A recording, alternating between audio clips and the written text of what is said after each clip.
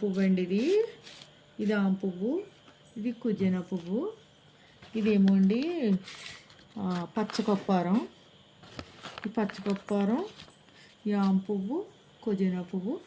చూడండి ఇంకా సీసకాయలు వేస్తున్నాను.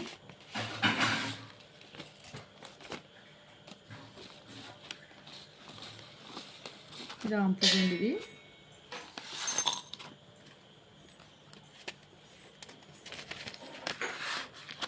ఇది పుదీనా పువ్వు అండి, ఇది చూడండి. ఇదేమో అండి పచ్చకప్పారం అండి. ఈ మూడు కలిపితే ఆయిల్ కింద తయారవుతుందండి. ఇది అంటే కాళ్ళ నొప్పులకి కట్టాలండి. ఇది ఒళ్ళు నొప్పులకి కాళ్ళ నొప్పులకి రాసుకుంటారు. ఇది మూత పెట్టాలండి దీన్ని. ఇది గాజు సీసకాయలని వేసుకోవాలండి. ఇది ఈ మూడు కూడా మామూలుగా వేసుకోకపోతే ఇది అంటే అండి, ఇది వేసుకుని అలా అంటే అండి ఒకసారి ఉండేయాలి, నీరు అయిపోద్ది. ఇది చూడండి మూడు కలిపితే ఎలా ఉందో.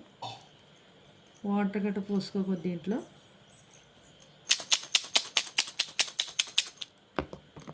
చూపిస్తాను. ఇది వాటర్ చూడండి, వాటర్ కింద ఇది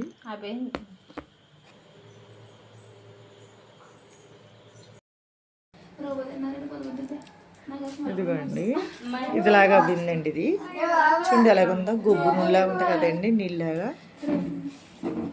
ఇది ఆమె పువ్వు, పుదీనా పువ్వు, పచ్చకొప్పారం కలిపి ఇది ఇలాగండి. ఇది కొద్దిగా తలపోటుగా ఉన్నా, రొంపగా ఉన్నా అలాగే ఏలు మన జెండుబాం తీసుకున్నట్టు కదండి, ఏలు ఇలా ముంచి రాసుకుంటే మీకు వెంటనే రిల్లిపిస్తుంది. తర్వాత అండి మళ్ళీ నొప్పులు ఎక్కడ నొప్పి ఉంటే అక్కడ కొద్దిగా తీసుకుని మద్దన చేసుకోవాలి. మద్దన చేసుకుంటామంటే ఏకంగా నలిపేస్తాం కదండి కూలంతా. అలాగా స్మూత్గా రాసుకోవాలండి.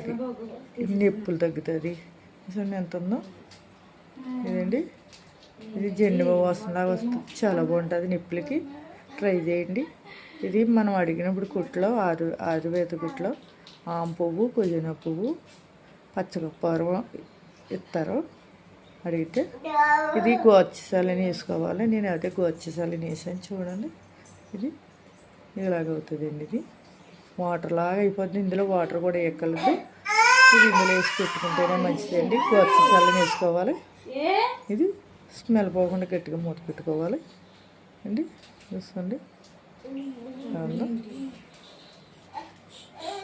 ఫ్రెండ్స్, షేర్ చేయండి, గంట సమ్మలు నొక్కండి.